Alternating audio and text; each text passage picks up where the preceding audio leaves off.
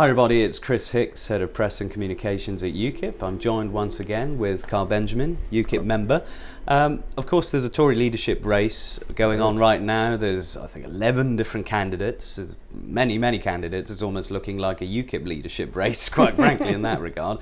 A lot going on right now. But I understand that for you, Dominic Raab is turning into something very positive in your mind. He's been up to a few things, hasn't he? Yes, Dominic Raab is the only person in the Conservative Party who has ever had the balls to call out the Feminist Bigots, as he called them in 2011. And because he's running for the leadership, I think it was Sky News were challenging him on this, and he said, no, I'm not a feminist, and I still believe what I said.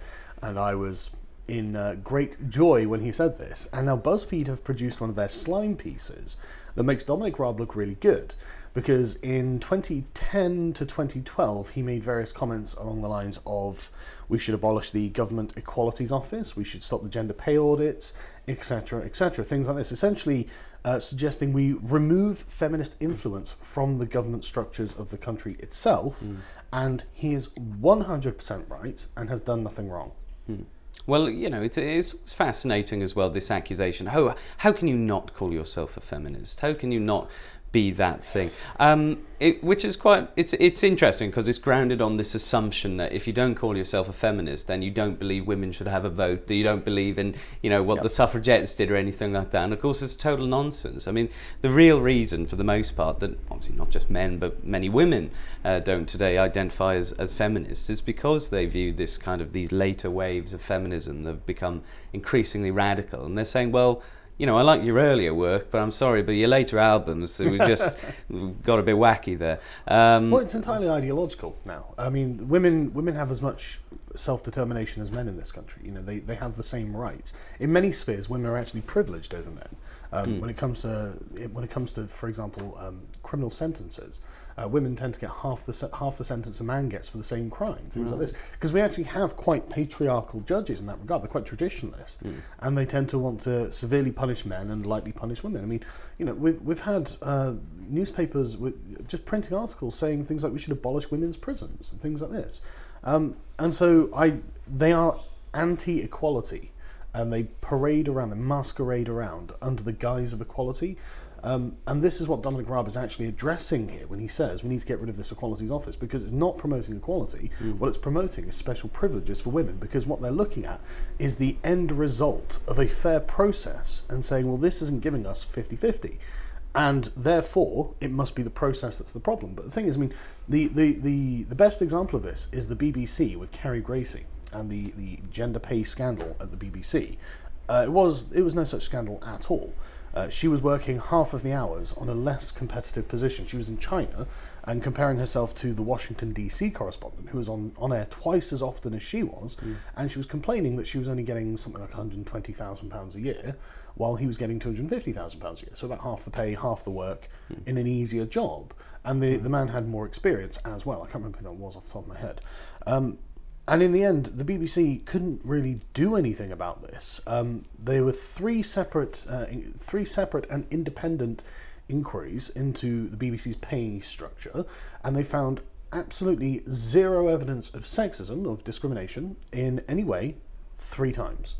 And it came to the end of it where they just didn't know what to do, and so they were just asking their presenters, like Jon Snow, just to take a pay cut.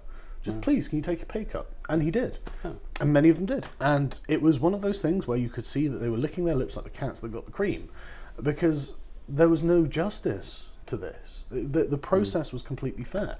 They were investigated 3 times. And it would be the same thing with the government officers and the government audits. The process is a fair process. It's not gender discriminatory. It's just that men and women are different. So if you have different people going into the process, you go through the process fairly, and you come out at the end with a different result, which is what you want. You want the result to match what people have done and the intent that they've had going through the system.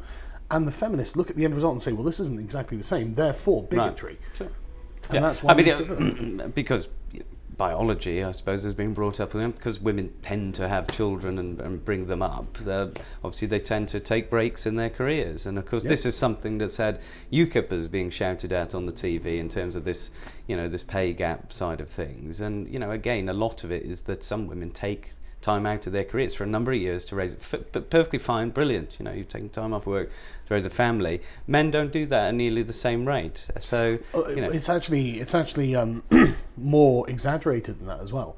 Women don't tend to work on average as many hours a week as men.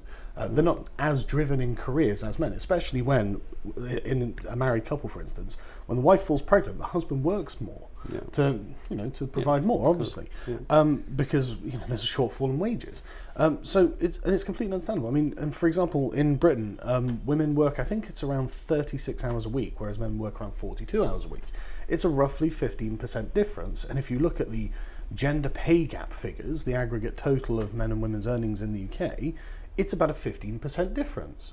And so it really all seems to be explaining itself. You know, we do investigation after investigation after investigation into where the sexism is in the system, and it's never found. And then at the end of the day, the results are exactly as expected if you don't expect men and women to be exactly the same.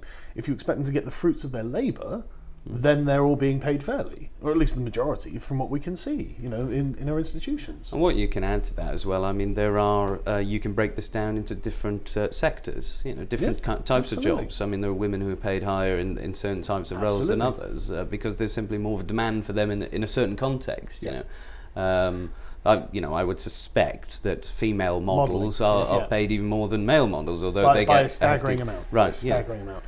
But it's not just that either.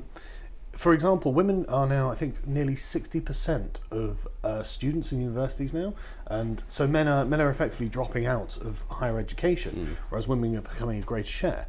And this has led to women under 30 now out-earning men under 30. So the gender pay gap is in their favour, but obviously there's no call for a restitution. It's not a problem then, is it? Exactly. Now it's not a problem. Right. No one complains that the plumbers are 99% male. No, we don't need gender equality here. No. We need it in an air-conditioned boardroom that pays $100,000 a year.